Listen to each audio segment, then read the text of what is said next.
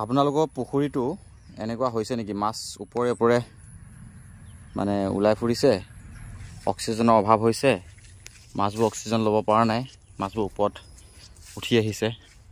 এইবিলাক চাওক, দেখিছেনে? মাছবোৰ ওপৰলৈ গুচি আহিছে।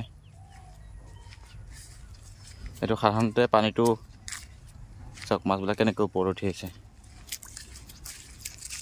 এইটো 1 বিঘা চাইজৰ পুখুৰী, মই 1 বিঘাত 1 বিঘামান হ'ব।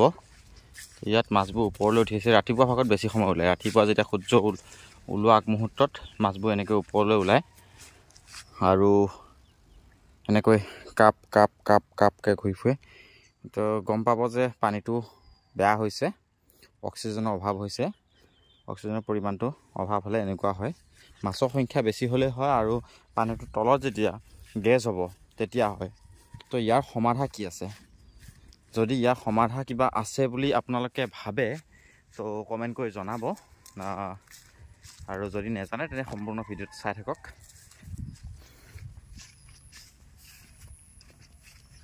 এই চাওক, দেখিছেনে মাছবোৰ কেনেকৈ। তো এতিয়া যিটো সমস্যা আপোনালোকক মই দেখালোঁ, এই সমস্যাটোৰ সমাধান বহুত থাকিব পাৰে, কিন্তু মই ব্যৱহাৰ কৰিছোঁ এই মেডিচিনটো। এই মেডিচিনটো মই ব্যৱহাৰ কৰিছোঁ, লাগিলে ডিছক্ৰিপশ্যনত ইয়াৰ লিংক দি দিম মই। সেইটো অফলাইন দোকানতো পাব, অনলাইনতো পাব। আৰু লগত ব্যৱহাৰ কৰিছোঁ 2 কেজি গুড়, মানে মিঠৈ যিটো হয়।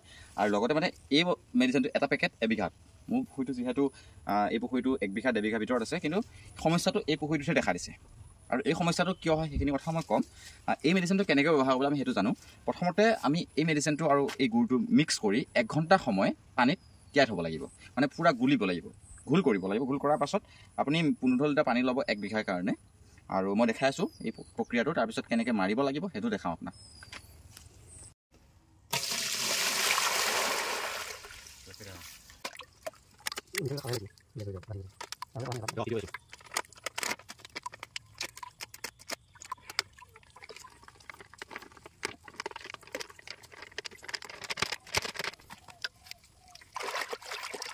এয়া চাওক, কমন কাপ এটা মৰিলে আৰু এটা মৰিছিলে, সেইটো উঠাব নোৱাৰিলোঁ, সেইটো বেয়া হৈ গ'ল। মাছটো অলপ ভালেই থাকিলে। এয়া কমল কাপটো নাই কমে কিমানমান হ'ব ৱেট? 1.5 কেজিমান ৱেট হ'ব কমল কাপটো। 1.5 কেজিমানৰ কণীও আছিলে কমল কাপটো। তো এনেকৈ মাছ মৰিছে। তলীয় মাছটো মৰিছে, মানে গেছ হ'লে প্ৰথমতে তলৰ মাছটো মৰে, সেইটো কাৰণে সেই কমল কাপটো মৰিছে। আৰু মিৰ্গা মৰিছিলে 2-এটা, বাকী ওপৰৰ মাছটো মৰা নাছিলে। এই পানী যিহেতু অক্সিজেন লেভেলটো কমি গৈছিলে, অক্সিজেন লেভেলটো বঢ়াবৰ কাৰণে মই পানী মটৰ ইউজ কৰিছোঁ, যাতে পানীটো ৰোটেশ্যন হয়। তাৰ পানী তাতেই মই দিছোঁ। যদি বৰিং আছে বৰিঙৰ পৰা দিব পাৰে, যদি বৰিং নাই আপুনি তাৰ পানী তাতেই আপুনি দিব পাৰে, যাতে অক্সিজেন লেভেলটো বাঢ়ে। কাৰণ পানীটো ৰোটেশ্যন হৈ থাকিলে বা পানীটো এটা ঢৌ খেলি থাকিলে অক্সিজেন লেভেলটো বাঢ়ি যায়। তো সেইটো ক্ষেত্ৰত মাছখিনি অলপ সকাহ এটা পায়। মই মেডিচিনটো অলৰেডি মাৰিলোঁ, আপোনালোকক নেদেখালোঁ সেইখিনি। মেডিচিনটো যি মেডিচিন দেখাইছিলোঁ সেই মেডিচিনটো মাৰি দিলোঁ।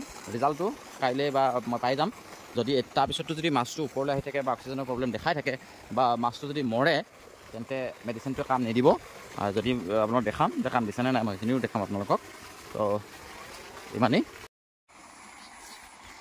ৰাতিপুৱা বৰ্তমান 5টা বাজিছে আৰু ইয়াত চাওক, যোৱাকালি মেডিচিন মাৰি দিয়াৰ পাছত আজি কোনো ধৰণৰ অক্সিজেনৰ অভাৱ হোৱা নাই মাছখিনিৰ, মানে ওপৰলৈ উঠা নাই মাছ, মানে মেডিচিনটোৱে কাম দিছে। তো যদি আপোনালোকৰো তেনেকুৱা হয়, তে সেই মেডিচিনটো ব্যৱহাৰ কৰিব পাৰে। দাম বহুত নহয়, মেডিচিনটোৰ দাম হৈছে 650 টকা দি মই লৈ আহিছিলোঁ মৰিগাঁৱৰ পৰা। আৰু তাৰ লগত গুড় 2 কেজি, যিহেতু বেছি দামো নহয়, 70 টকা কেজি। চাওক, আপুনি হাজাৰ টকা মাছৰ মৰাৰ পৰা ৰক্ষা পাব পাৰিব। এয়া চাওক, মই এতিয়াও মটৰটো এই মটৰমান জাষ্ট চলাইছোঁ, কিন্তু ৰাতিপুৱা মই চাওঁতে মাছটো ওপৰলৈ উঠা নাই।